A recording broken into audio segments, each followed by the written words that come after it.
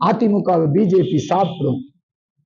நல்லா தெரிஞ்சுக்கங்க, பாரதிய ஜனதா கட்சி இருக்கின்ற வரைக்கும் தான் அதிமுகவுக்கு பாதுகாப்பு.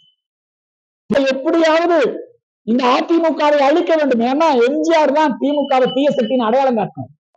தமிழகத்துல பிஜேபி ஆட்சி வரக்கூடாது அப்படிங்கிறதுக்காக, தமிழகத்துல பிஜேபி வளரக்கூடாதுங்கிறதுக்காக ஏதாவது ஒரு நடிகனை வச்சு திமுகவே ஒரு பினாமி கட்சி ஆரம்பித்தான். ஒவ்வொரு தேர்தலுக்கும் பண்ணுவான். அவர் டார்ச் லைட் எடுத்துட்டு வந்தாரு, மக்கள் நீதி மையம் டிவி உடைச்சாரு, இப்ப ராஜ்யசபா எம்பி ஆயிட்டு.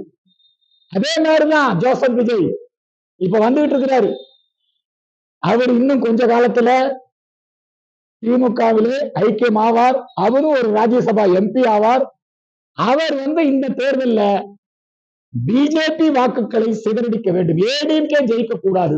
ஓட்ட பிரிக்கிறதுக்காக திமுகவினுடைய பி டீமா இல்ல, ஏ டீமாவே செயல்படுறாரு ஜோசப். திமுக என்ன பேசுதோ அதேதான்.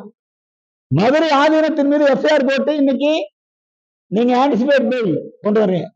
நீங்க ஆன்மீகவாதிகளை எல்லாம் நிர்பந்தப்படுத்தி மிரட்டி பணிய வைத்து, அது மாதிரி நீங்க இப்ப நடத்தக்கூடிய இந்த கும்பாபிஷேக நிகழ்வு, திருச்செந்தூர் கும்பாபிஷேகம் 200 கோடி ரூபாய் HCL நிர்வாகம் சிவநாடார் அவர் கொடுத்த நன்கொடையிலே நடந்தது.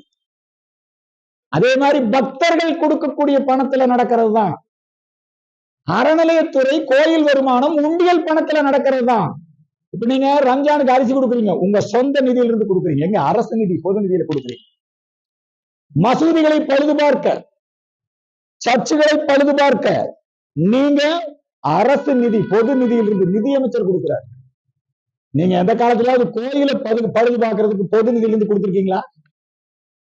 ஆகவே கோயில் பணத்திலே, ஆலய நிர்வாகத்திலே விளம்பரம் தேடிக்கொள்ளுகின்ற ஒரு அரசாகத்தான் இருக்கிறது. அது மாதிரி ஸ்டாலின் சொல்றாங்க, இன்னும் காமராஜரை திட்டுங்கன்னு தான் அர்த்தம். காமராஜர் அவர் உயிரோடு இருந்த போதும் மிக கேவலமாக பேசினார்கள். செத்த பிறகும் இன்றைக்கும் அவரை அவமானப்படுத்துவதை ஒருபோதும் மன்னிக்க முடியாது. ஸ்டாலின் நடவடிக்கை எடுக்கும்.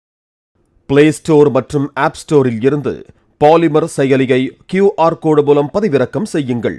செய்திகளை உடனுக்குடன் பெறுங்கள்.